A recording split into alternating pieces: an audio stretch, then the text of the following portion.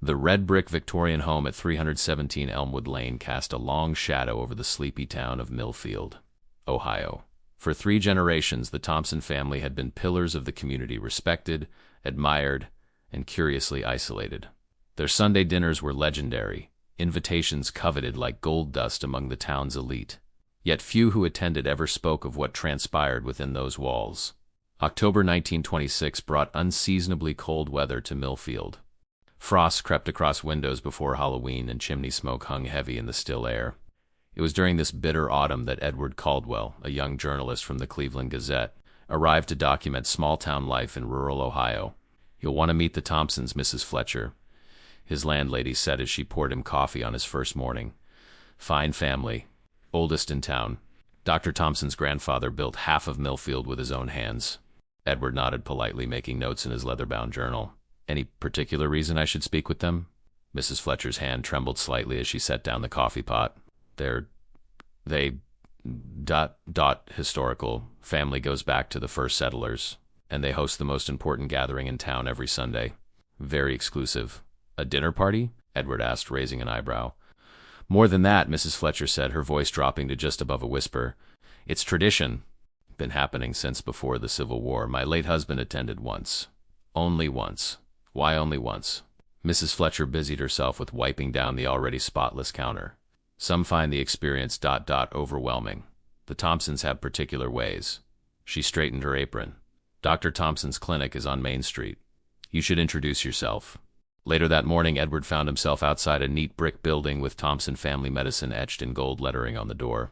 Inside, the waiting room smelled of antiseptic and something else, an underlying earthiness he couldn't quite place. Dr. Harold Thompson was a tall man in his 50s, with silver streaking his dark hair and deep-set eyes that seemed to evaluate Edward with clinical precision. His handshake was firm, dry, and lingered a moment too long. "A journalist? How fascinating," Dr. Thompson said, gesturing to a chair. "Millfield rarely attracts outside interest." "I'm documenting life in rural communities," Edward explained. "Mrs. Fletcher mentioned your family has deep roots here." A smile crept across Dr. Thompson's face. "Indeed. The Thompson bloodline has nourished this soil since 1823.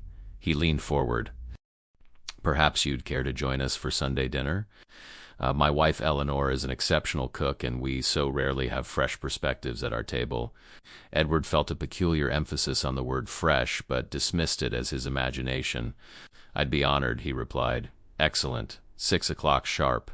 Dr. Thompson's eyes glinted. "We keep to the old ways, Mr. Caldwell. Tradition is the backbone of civilization, wouldn't you agree?" As Edward left the clinic, he noticed a young woman watching him from across the street, pale, dark-haired, wearing a gray dress that seemed to blend with the overcast sky. When their eyes met, she quickly turned away, disappearing into the alley beside the general store. That night, as wind rattled his window panes, Edward dreamed of long tables and gleaming silverware, of candles flickering in drafty rooms, and of bones, old yellowed bones arranged in careful patterns. He awoke with a start at 3 in the morning, his nightshirt damp with sweat despite the cold. "Just pre-interview nerves," he muttered to himself. But as he lay awake until dawn, Edward couldn't shake the feeling that something in Millfield was profoundly wrong, something that centered around the Thompson family and their curious Sunday tradition.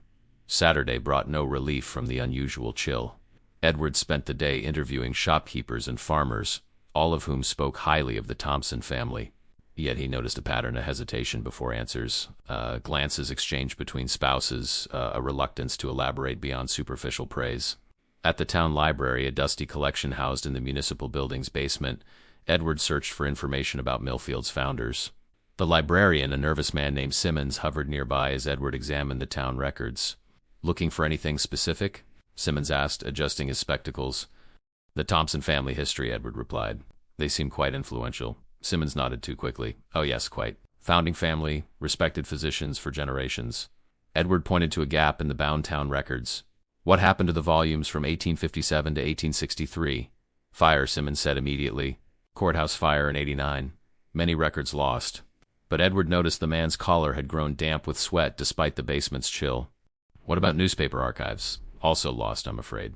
Simmons began reorganizing books that needed no attention. "Perhaps Dr. Thompson could tell you more." "The family keeps extensive private records." As Edward left the library, he again spotted the young woman in gray, this time deliberately crossing his path. Up close, he saw she was perhaps 20, with striking features and eyes that held an intensity bordering on desperation. "Mr. Caldwell," she said quietly, "I'm Catherine Thompson." Edward blinked in surprise. "Dr. Thompson's daughter?" She nodded. "Walk with me. Please, I need to speak with you." They strolled toward the town square, Catherine keeping a precise distance between them, her eyes constantly scanning their surroundings. "You're attending tomorrow's dinner," she said. "Not a question." "Yes. Your father invited me." Catherine stopped beneath a bare oak tree. "Listen carefully. Whatever you do, don't eat the soup." Edward stared at her. "I beg your pardon." "The soup. It's preparatory." She glanced over her shoulder. "They'll say it's an old family recipe. Herbs and spices to open the palate. It's more than that. Miss Thompson, if this is some kind of joke, does this look like a joke to you?" Her voice remained low, but took on a fierce quality. "My family believes in certain practices. Consumption as communion. Understanding through incorporation." Edward felt a chill that had nothing to do with the weather. "I don't understand. You're not meant to. Not yet. That's why they serve the soup." Catherine's eyes locked onto his. "The broth contains extracts that alter perception, make you suggestible. By the main course, you'll accept whatever you see." "And what exactly would I see?" Edward asked, his journalist's curiosity overriding his growing unease. Catherine's expression darkened. "The true Thompson tradition. Why we never leave Millfield. Why the family plot in the cemetery has so few graves, despite our long history here." Before Edward could press further, she straightened suddenly. "My mother is watching from the milliner's shop. I have to go." She turned to leave, then paused. "They won't force you to eat anything. That's not how it works. The compulsion must come from within. Remember that." Edward watched her hurry away, her gray dress disappearing among the afternoon shadows. That night, in his room at Mrs. Fletcher's boarding house, he reviewed his notes, trying to make sense of Catherine's warning. Just after midnight, a soft knock at his door startled him. Mrs. Fletcher stood in the hallway, clutching her robe closed at her throat. "I saw you speaking with the Thompson girl," she whispered. "Be careful, Mr. Caldwell. Catherine has difficulties, mental fragilities. Runs in the female line of that family." "She seemed perfectly lucid," Edward countered. Mrs. Fletcher's lips thinned. "They all do until they don't. Her grandmother had similar episodes before they sent her to the asylum in Columbus." She leaned closer. "The Thompsons protect their own, Mr. Caldwell. Remember that when you sit at their table tomorrow." After she left, Edward lay awake, listening to the old house creak and settle. Catherine's warning about the soup played in his mind alongside Mrs. Fletcher's insinuations about mental instability. As a journalist, he prided himself on his objectivity, on separating fact from superstition. Yet as the wind moaned through the eaves, he couldn't dispel the cold dread settling in his stomach. Sunday dawned gray and threatening snow. Edward attended morning service at the Methodist church, noting how the congregation gave Dr. Thompson and his wife deferential nods but maintained a subtle distance. Catherine was absent, as was the youngest Thompson son, William, who Edward learned was away at medical school in Baltimore. The eldest son, Harold Jr., sat stiffly beside his parents, his expression severe. Twice during the sermon, which dwelled uncomfortably long on the theme of sacrifice, Edward caught Harold Jr. staring at him with naked hostility. After the service, several parishioners approached Edward, their curiosity about the outsider overcoming their reserve. A farmer named Jenkins clapped him on the shoulder. "Heard you're dining with the Thompsons tonight," Jenkins said, his voice carrying false joviality. "Quite an honor for a newcomer." "So I'm told," Edward replied carefully. "Have you attended their dinners?" Jenkins's smile faltered. "Once, years back. It's not for everyone." "What does that mean exactly?" The farmer looked around before answering. "Let's just say the Thompsons have particular tastes. Old country ways." He lowered his voice. "My advice? Compliment everything, eat what you can, and don't ask about the china cabinet in the dining room." Before Edward could inquire further, Mrs. Thompson approached, elegant in a burgundy dress that made her pale skin seem almost translucent. Up close, Edward noted the family resemblance to Catherine, the same striking features. Though Eleanor Thompson's eyes held none of her daughter's intensity, only a placid, unsettling calm. "Mr. Caldwell, we look forward to having you this evening," she said, her voice melodious but oddly flat. "Harold mentioned you're researching local traditions. How fortunate." "I'm interested in how communities maintain their heritage," Edward replied, studying her reaction. Something flickered behind Mrs. Thompson's eyes, amusement, perhaps, or satisfaction. "Then you've come to the right home. The Thompsons understand the importance of preservation better than most." She touched his arm briefly, her fingers were ice cold. "Until 6, then."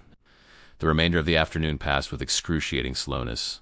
Edward wrote in his journal, trying to organize his thoughts and impressions. The warnings about the soup, the china cabinet, the oddly specific advice to eat what you can, all suggested something beyond mere eccentricity. At 5:30, Edward dressed in his best suit and left the boarding house. Mrs. Fletcher watched from the parlor window, her expression unreadable. The walk to the Thompson home took 15 minutes, the street lamps casting weak pools of light in the early winter dusk. The Victorian loomed at the end of Elmwood Lane, its windows ablaze. As Edward approached, he noticed smaller details, the intricate ironwork on the fence, the unusual stone carvings flanking the front steps, the stained glass transom above the door depicting what appeared to be a family crest, a curved blade crossed with what might have been a long bone.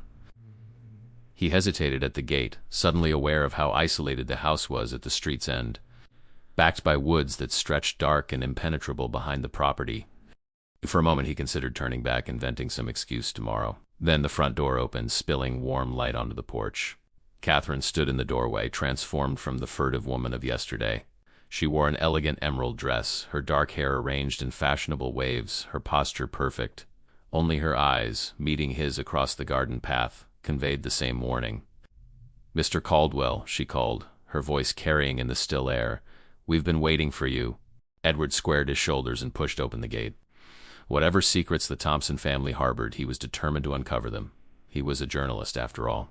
Seeking truth was his profession. As he climbed the steps, Catherine leaned close, ostensibly to take his hat and coat. Her whisper was barely audible. "Remember, not the soup. And whatever you see, show no fear.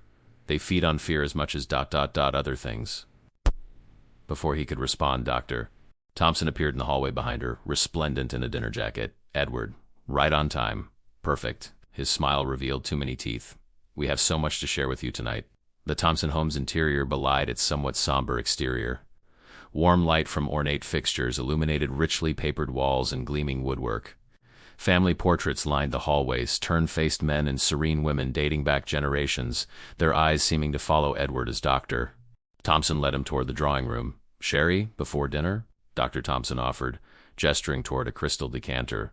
"Thank you," Edward replied, accepting a small glass while declining to sit. Instead, he moved about the room, examining the collection of artifacts displayed on various surfaces, carved figurines, unusual specimens under glass domes, leather-bound books in languages he didn't recognize. "You have quite a collection," Edward observed, pausing before what appeared to be a ceremonial knife with an ivory handle yellowed with age. "Family heirlooms," Dr. Thompson said smoothly, "some dating back to the old country." The Thompsons originated in a small village in northern England, a place with very particular customs. "What sort of customs?" Edward asked, noting how Catherine tensed at the question. Dr. Thompson's smile didn't reach his eyes. Customs that preserved the community through harsh winters and failed harvests. Customs that ensured the strong survived by absorbing the essence of those who came before. The room fell silent except for the ticking of a grandfather clock in the corner. Edward carefully set down his barely touched sherry. "That sounds rather primitive." "On the contrary," Mrs. Thompson interjected, entering with Harold Jr., "it's the height of sophistication. Nothing wasted, everything repurposed. The ultimate recycling, you might say." Harold Jr. snorted at this, earning a sharp look from his mother. He was a broad-shouldered man of perhaps 30, with his father's height but none of his Polish. His hands, Edward noticed, were rough and red-knuckled despite his fine clothes. Dinner was announced by a sour-faced maid who avoided eye contact with everyone, especially Edward. The dining room confirmed Millfield's whispers about Thompson. Wealth, a massive mahogany table dominated the space, set with fine china, crystal, and more silverware than Edward had ever seen at a single-place setting. And there, against the far wall, stood the china cabinet Jenkins had warned him about. Even from across the room, Edward could see it held no china at all, but rather a collection of objects he couldn't quite make out in the candlelight. "Just sit here, Mr. Caldwell." Mrs. Thompson indicated a place at Dr. Thompson's right hand, directly opposite Catherine. "You'll have the best view of the proceedings." "The proceedings?" Edward asked, taking his seat. "Figure of speech," Dr. Thompson said quickly. "Eleanor means you'll be able to engage with everyone from this position." The maid silently served the first course, the infamous soup, served in shallow bowls of what appeared to be polished bone china, but had an unusual translucence. The broth was dark and aromatic, with herbs Edward couldn't identify floating on its surface. "An old family recipe," Mrs. Thompson said, watching Edward intently. We begin every Sunday dinner with it, for continuity. Edward recalled Catherine's warning and hesitated, spoon hovering above the bowl. Across the table, Catherine minutely shook her head while making a show of adjusting her napkin. "Is something wrong with your soup, Mr. Caldwell?" Harold Jr. asked, his tone challenging. "Not at all," Edward replied smoothly. "I was admiring the bowl. It's unusual." "Ah, yes," Dr. Thompson said, his eyes gleaming in the candlelight. "Another family heirloom, made from very special materials." Edward pretended to take a small sip, keeping his lips closed. "Delicious," he lied. "What gives it that distinctive aroma?" "Herbs from our greenhouse," Mrs. Thompson answered, "and certain essences that have been in the Thompson recipe book for generations." As the meal progressed to a fish course, then roast beef, Edward maintained his vigilance, eating only what seemed conventional and safe. He noticed Catherine did the same, pushing food around her plate while maintaining a facade of participation. Throughout dinner, the conversation remained superficially normal local gossip, national politics, the upcoming winter forecast. Yet beneath ran an undercurrent of something predatory, the way the Thompsons watched him eat, their careful attention to which foods he consumed and which he avoided, the increasingly transparent references to family traditions and preservation techniques. It was during dessert, a blood-red pudding that Edward declined, that Dr. Thompson finally broached the subject directly. "You must be curious about our cabinet," he said, nodding toward the display case that had drawn Edward's attention throughout the meal. "It contains our most treasured possessions." "I wouldn't want to impose," Edward replied, though his journalistic instinct screamed for a closer look. "Nonsense. What kind of hosts would we be if we didn't share our heritage?" Dr. Thompson rose and gestured for Edward to follow him to the cabinet. "After all, you came to document our traditions, did you not?" The china cabinet up close was even more unsettling than Edward had anticipated. Behind the glass doors, illuminated by strategically placed candles, lay an assortment of objects that at first glance might have been mistaken for carved ivory or yellowed porcelain. Upon closer inspection, Edward realized with mounting horror that he was looking at human remains transformed, polished, and repurposed. Soup ladles carved from shoulder blades, serving spoons fashioned from femurs, what appeared to be a small child's skull, cut and hinged to form a grotesque jewelry box. And most disturbing of all, a complete set of dinnerware. The bone china they had eaten from that was unmistakably crafted from human bones. Edward fought to keep his expression neutral, though his pulse hammered in his throat. "These are remarkable artifacts," he managed. Dr. Thompson beamed with pride. The Thompson collection spans 7 generations. Each family member contributes in death as they did in life. He pointed to a particularly ornate letter opener, my great-grandfather's tibia, and this, he indicated a fine-toothed comb fashioned from my grandmother's ribs. "You preserve your ancestors." "Physically," Edward said carefully, searching for any indication this was an elaborate hoax. "Preserve, transform, honor, consume."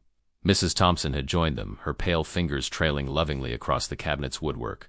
"The body dies, Mr. Caldwell, but through our traditions, the essence remains within the family. Nothing truly ends, it merely changes form." Harold Jr. laughed from his place at the table, a harsh sound devoid of humor. "You're dancing around it, Father. Tell him plainly. We eat our dead journalist. We serve their remains and we consume their rendered fat in our sacred soup. We keep their bones close and we use them daily." His eyes fixed on Edward's, challenging. "The flesh nourishes us. The bones serve us. The essence strengthens the bloodline. Harold." "Dr. Thompson snapped, though he seemed more annoyed by his son's bluntness than the revelation itself. Edward's mind raced. The warnings about the soup suddenly made horrifying sense. Catherine had been trying to protect him from consuming human remains specifically, some form of extract or essence that apparently made one suggestible to the family's practices. "This is why the Thompsons rarely leave Millfield," Catherine said quietly, joining them by the cabinet. "The tradition requires proximity to the source." "And continuity," Mrs. Thompson added, shooting her daughter a disapproving look. "Each generation must maintain the practices, must contribute and consume in equal measure." Edward struggled to maintain his composure. "And the community? Do they know?" Dr. Thompson smiled thinly. "Millfield exists because of the Thompsons, Mr. Caldwell. We founded this town, built its economy, delivered its children, buried its dead. The community knows exactly as much as it needs to, that we are different, that we are to be respected, and that our Sunday dinners are private affairs." Though some are invited to partake, Harold Jr. added with a predatory smile. New blood is occasionally required. Fresh perspectives, his father put it earlier, which brings us to the purpose of tonight's gathering. Dr. Thompson said, returning to the table and lifting a small silver bell. We've evaluated you throughout dinner, Edward. Your curiosity, your restraint, your obvious intelligence. The Thompsons are selective about who we... incorporate into our traditions. The bell rang with unexpected clarity, and the sour-faced maid reappeared, now accompanied by two burly men Edward hadn't seen before. All three wore expressions of grim determination.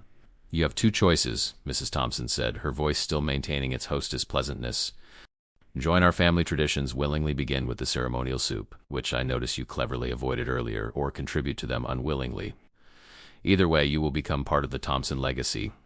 Edward backed toward the dining room door, calculating his chances against the two men who now positioned themselves between him and the exit. And if I choose neither? Dr. Thompson sighed. There is no neither, Edward. There is only the Thompson way. Has been since 1823. Catherine suddenly stepped forward. Unless someone breaks the cycle, she said, her voice stronger than Edward had yet heard it. From the folds of her dress she produced a small revolver, which I intend to do tonight. The dining room froze in tableau. Catherine, with her revolver trained on her father. The two men halted in their advance toward Edward, Mrs. Thompson's serene mask slipping to reveal naked shock, and Harold Jr. half risen from his chair, his face contorted with rage. Catherine, Dr. Thompson said, his voice dangerously soft, put that away. You know what happens to Thompson women who resist the family ways? The asylum in Columbus, Catherine replied steadily, where great-aunt Josephine was sent, and grandmother Eleanor, and cousin Ruth, all declared hysterical when they threatened to expose the family secret. The revolver didn't waver.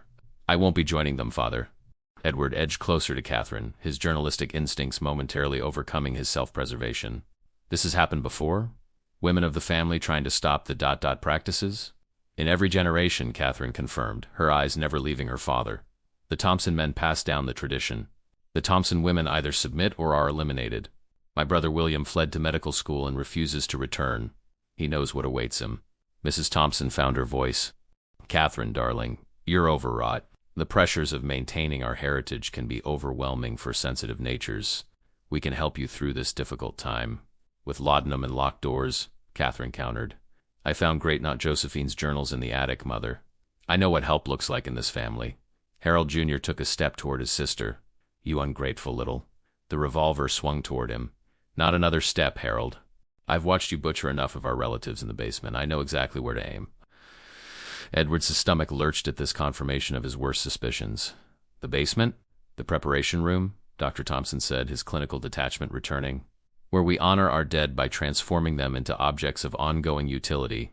Catherine has obviously misconstrued our sacred work as something sinister. There's nothing sacred about it, Catherine spat. It's cannibalism and desecration hidden behind pseudo-religious justifications, and it ends tonight. She gestured toward Edward with her free hand. Mr. Caldwell, please move toward the door. We're leaving. As Edward sidled past the two men who looked to Dr. Thompson for instructions, Harold Jr. suddenly lunged across the table, sending crystal and china crashing to the floor.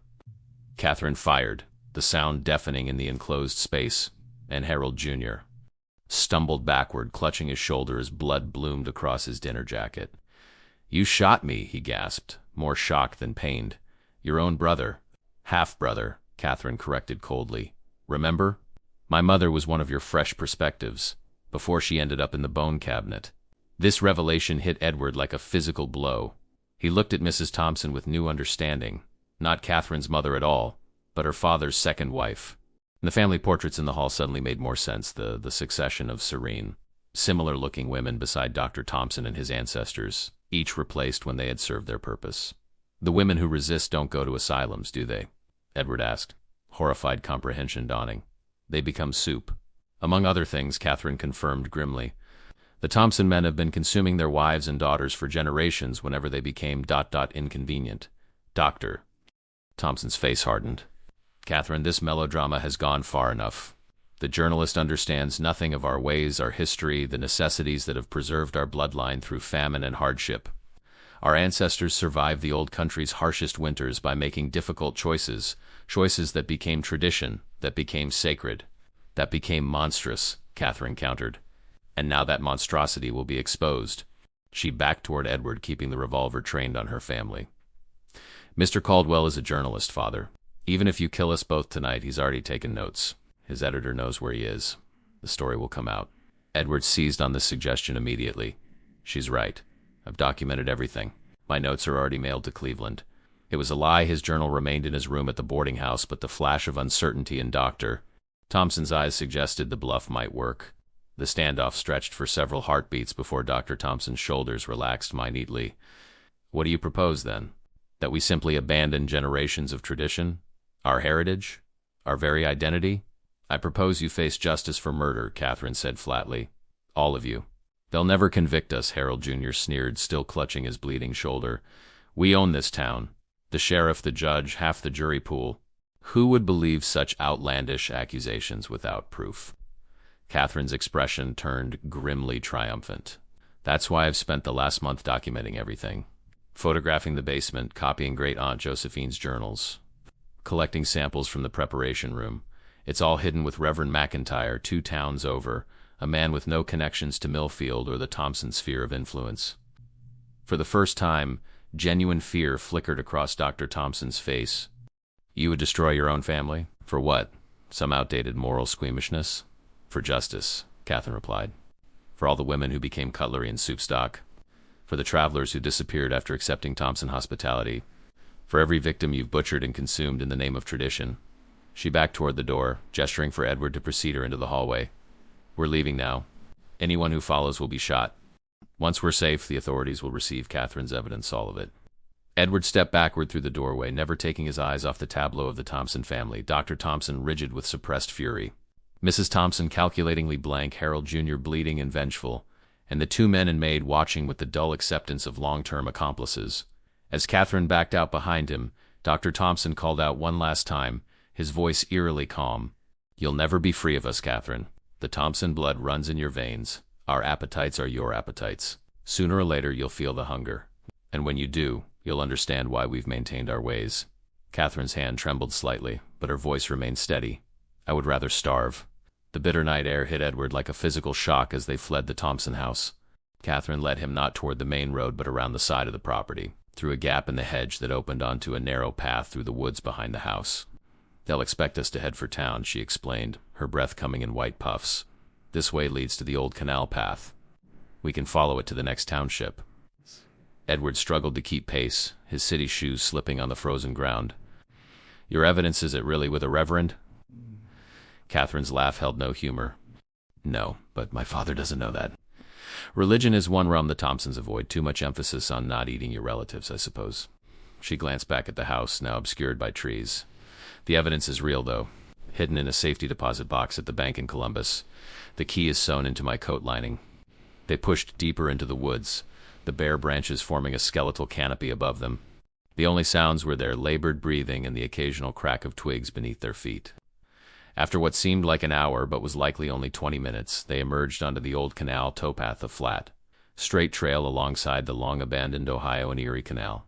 3 miles north to Brentwood," Catherine said, gesturing along the path. "They have a train station. Night express to Columbus leaves at 11:40. Edward checked his pocket watch in the dim moonlight. "That's less than 2 hours from now. Will they come after us?" "Yes," Catherine said grimly. "Harold Sr. won't risk exposure. My father has cultivated his respectable physician persona for decades, and Harold Jr. ...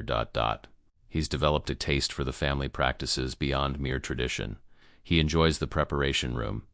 They set off at a brisk walk, the frozen canal to their right, reflecting occasional glimpses of the cloud-scattered moon. Edward's mind raced, trying to process everything he'd witnessed and learned. "How long have you been planning this escape?" he asked. "Since I found the journals last spring," Catherine replied. "I needed an outsider. Someone with connections beyond Millfield.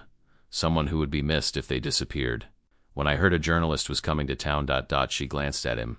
"I'm sorry for involving you in this horror." "I'm a journalist," Edward said. "And covering the truth is my job, however disturbing." "This goes beyond disturbing," Catherine said quietly. "The Thompson practices date back to the old country, a remote village in northern England, where, during a particularly brutal winter in the late 1700s, survivors resorted to consuming their dead. What began as desperate survival became ritual, then tradition, then sacred practice. And they brought these practices to Ohio?" Catherine nodded. Ebenezer Thompson, my great-great-grandfather, fled England when suspicions grew too strong. He established Millfield on this isolated tract, gradually building influence through his medical practice and strategic marriages. Each generation expanded the family's power while maintaining their private rituals. They walked in silence for several minutes, the weight of Catherine's revelations settling between them. In the distance, an owl called, the sound eerily human in its mournfulness. "The soup?" Edward said suddenly. "What was in it, exactly?" Catherine's face contorted with revulsion. "Rendered human fat, primarily. Combined with certain herbs known for their psychoactive properties. It makes one ... compliant, suggestible, more accepting of what comes next, which is the main course." Catherine's voice dropped to a whisper. "Always served in the bone china. Always accompanied by a ritual acknowledgement of the contributor." Edward felt bile rise in his throat. "And after dinner, what happens to those who partake?" "They become part of the extended Thompson circle, bound by complicity. Most block out the specifics, remember only that they attended an unusual but prestigious dinner. A few develop a taste for it and become regular participants, and those who resist. Besides being turned into tableware?" Catherine's expression darkened. "They don't leave the house. The basement has seen many reluctant contributors to the Thompson collection." A branch snapped in the woods beside the towpath and both froze. Catherine raised the revolver, pointing it toward the sound. After a tense moment, a raccoon emerged from the underbrush, regarded them with suspicious eyes, then ambled away. "We should keep moving," Catherine whispered. "We're still too close to Millfield." They quickened their pace, the town of Brentwood now visible as distant lights through the trees. Edward's thoughts turned practical. "What's your plan once we reach Columbus? The authorities might be skeptical without physical evidence." "I have photographs," Catherine said. "And I took something from the china cabinet before dinner. Small spoon carved from a child's radius. The police can test it." She shuddered. "And I know where the bodies are buried. Literally. The Thompson cemetery plot contains only headstones. The actual remains are in the basement preparation room at least. What's left of them?" As the lights of Brentwood grew closer, Edward realized the enormity of what lay ahead, convincing authorities of a generations-long conspiracy of cannibalism and murder, perpetrated by one of Ohio's most respected families. It would be the story of his career, but also a dangerous one to tell. "Catherine," he said carefully, "once this becomes public, your life will never be the same. Are you prepared for that?" She stopped walking and turned to face him fully, her features half illuminated by moonlight. "My life as a Thompson ended tonight, Mr. Caldwell. Whatever comes next can only be an improvement." The Brentwood train station was a small wooden structure, dimly lit and nearly deserted at this late hour. A sleepy station master looked up in surprise as Catherine and Edward burst in, both disheveled from their trek along the canal path. "2 tickets for the Columbus Express," Edward said, counting out bills from his wallet. "One way," Catherine added firmly.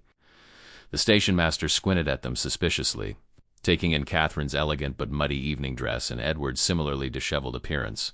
"Train's due in 20 minutes. Running a bit late on account of the weather." He slid 2 tickets across the counter. "Platforms through there.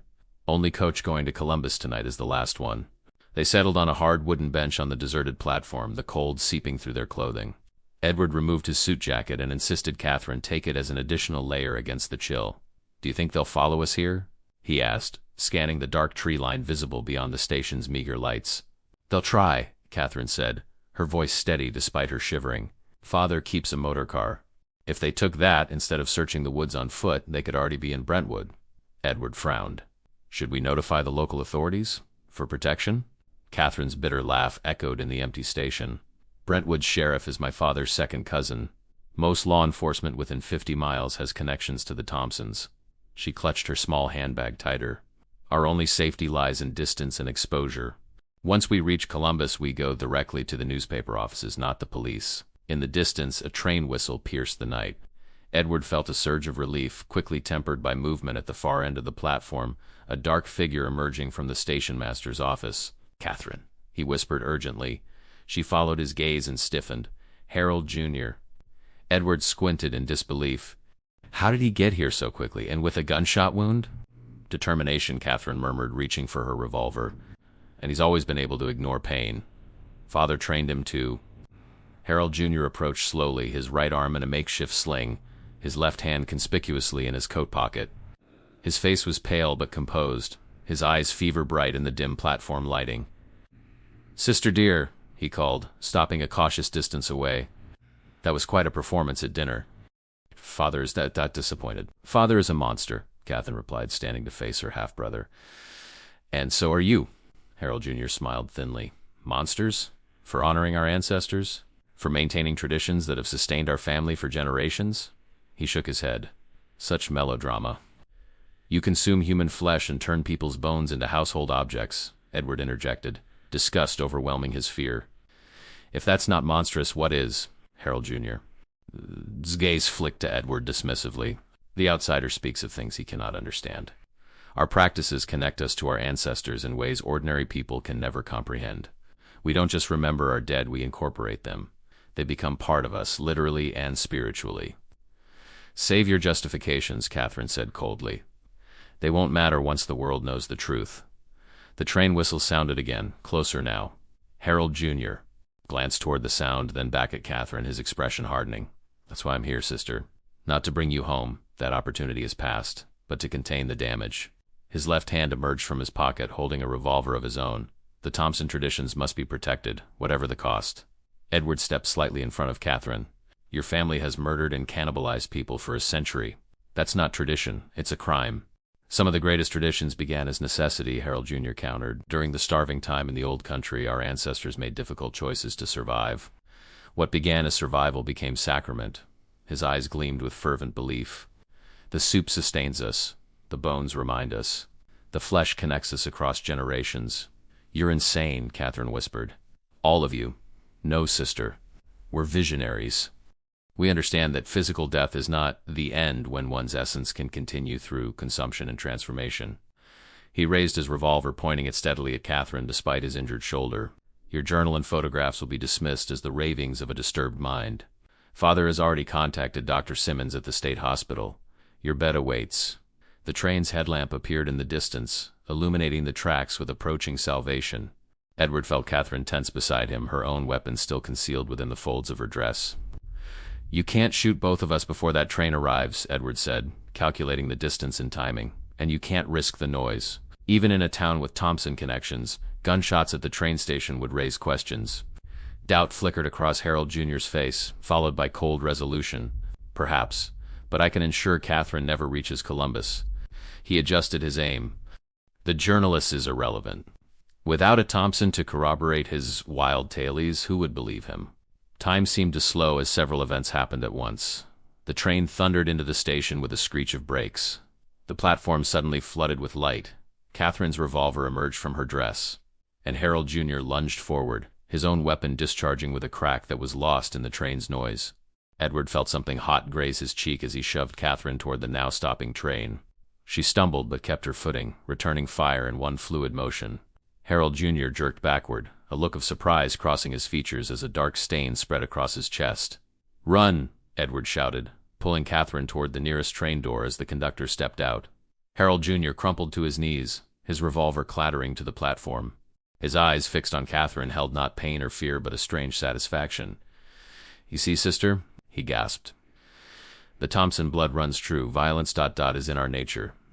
They scrambled aboard as the conductor shouted questions. Catherine turned back once, her face illuminated by the platform lights, to see her half-brother collapsed on the wooden planks, one hand stretched toward them in a final futile gesture. As the train lurched into motion, Edward guided Catherine to an empty compartment, pulling the blinds closed. Only then did he notice the blood streaming down his face from where the bullet had grazed his temple. "You're hurt," Catherine said, pressing her handkerchief to the wound. "It's nothing," Edward assured her, though his head pounded mercilessly. "What about Harold?" Catherine's expression was unreadable. "He won't follow us anymore." "Did you? Is he?"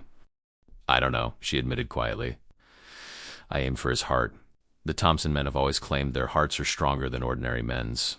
I suppose we'll find out if that's true."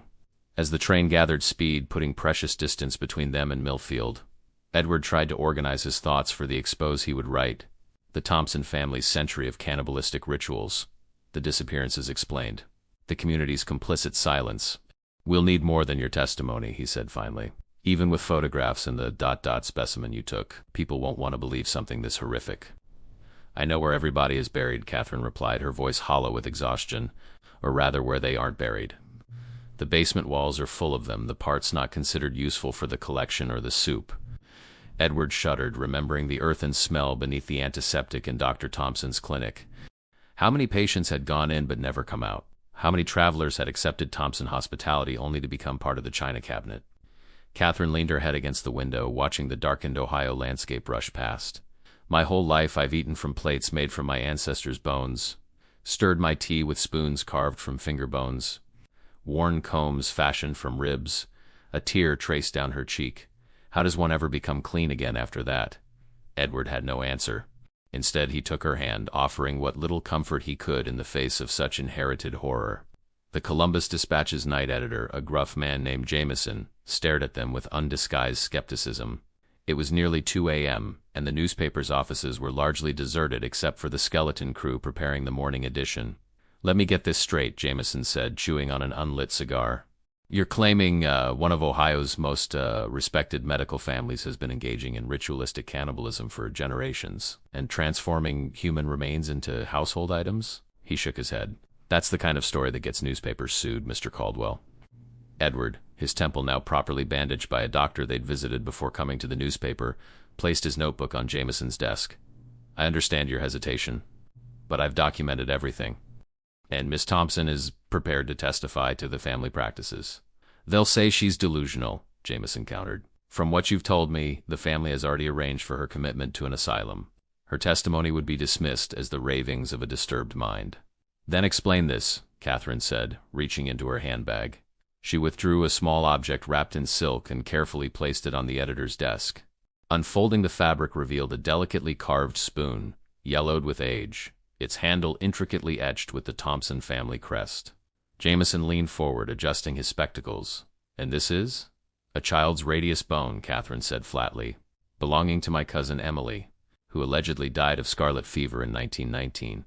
The family told the community she was buried in the Thompson plot. In reality, she became part of the collection. This spoon was my father's work. He has a particular talent for the smaller bones." The editor recoiled, pushing his chair back from the desk. "Good God, there's more," Edward said, pressing their advantage.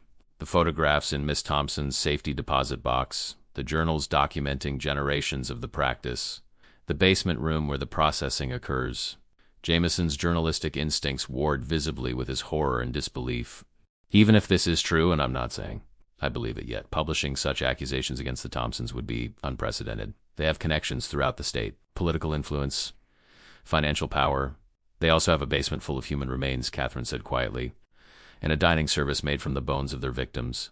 No amount of influence can explain that away once it's discovered." The editor was silent for a long moment, chewing his cigar into a soggy mess. Finally, he sighed heavily.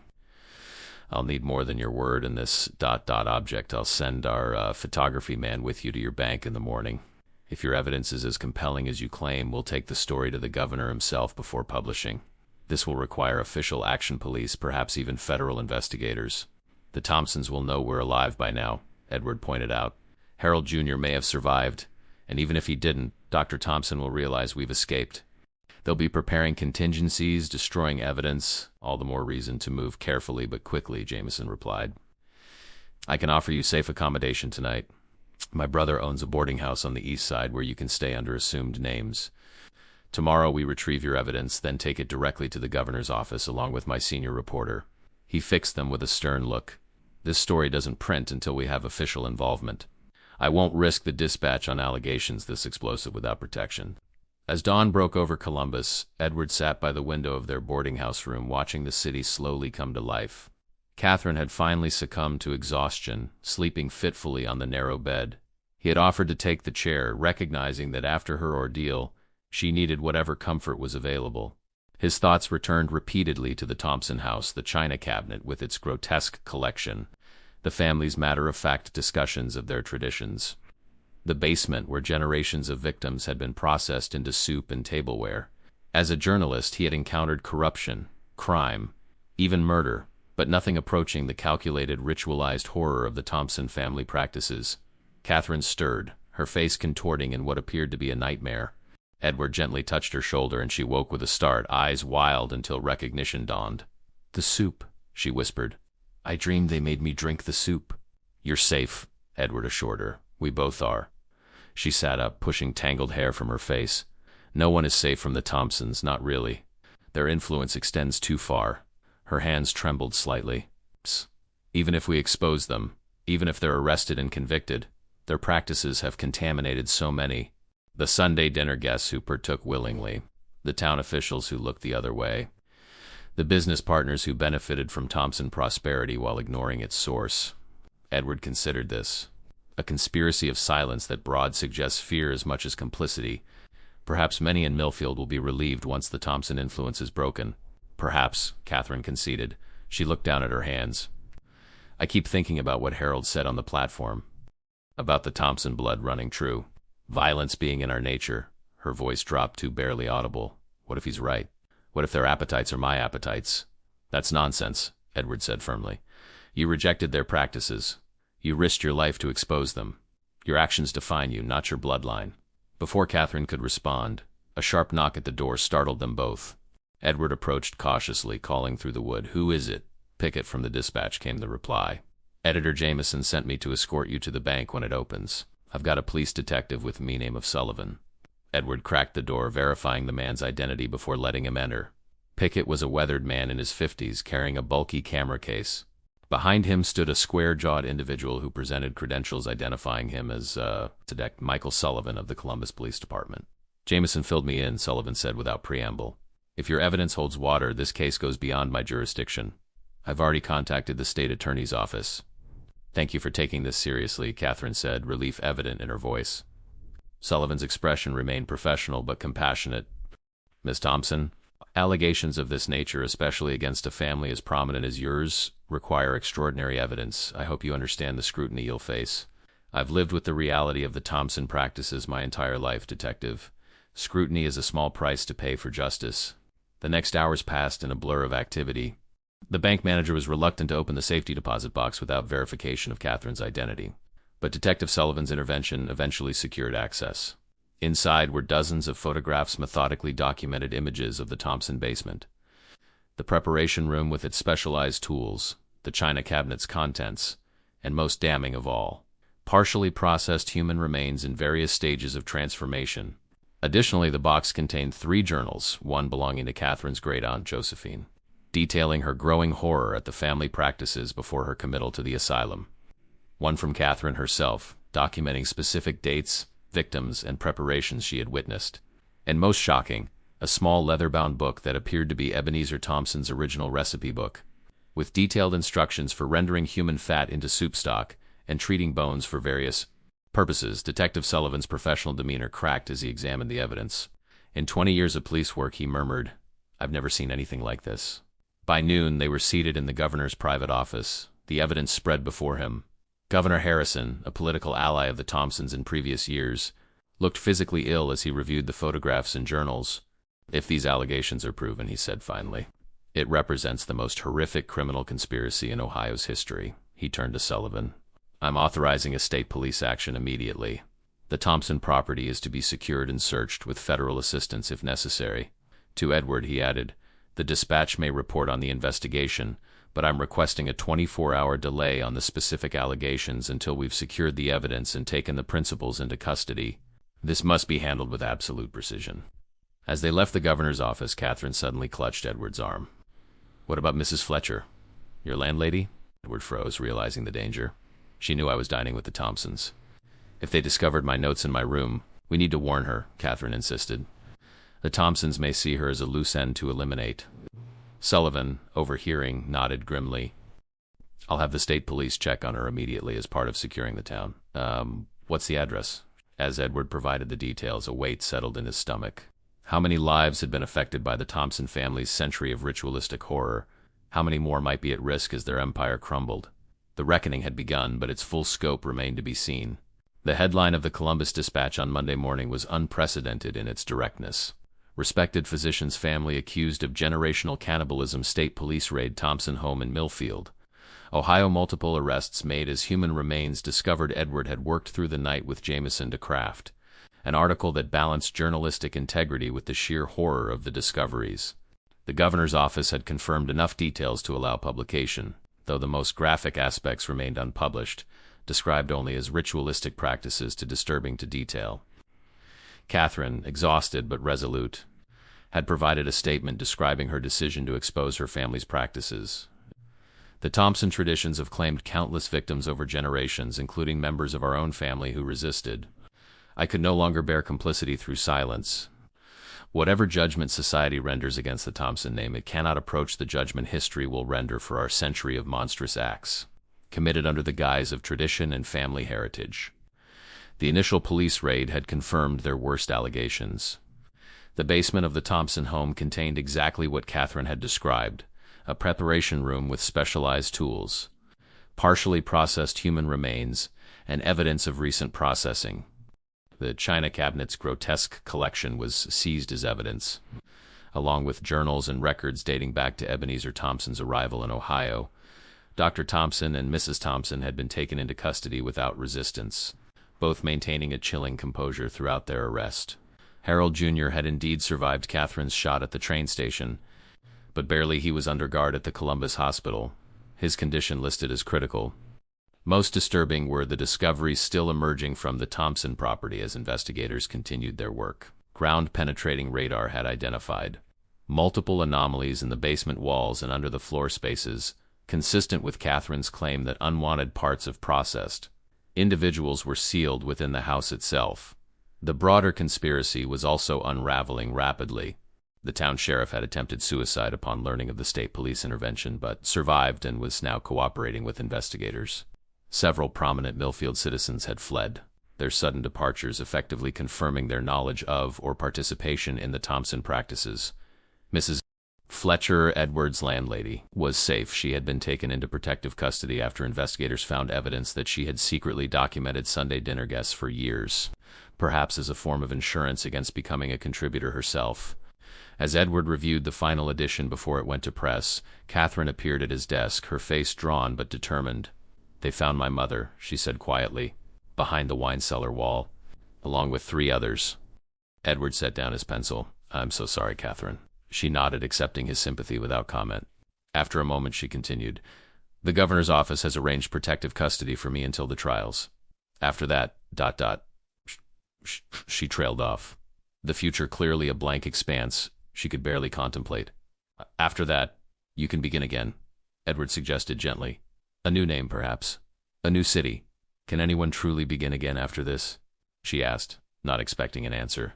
"The Thompson blood is just blood," Edward interrupted firmly. "Your actions have proven that." Catherine managed a wan smile. "Perhaps.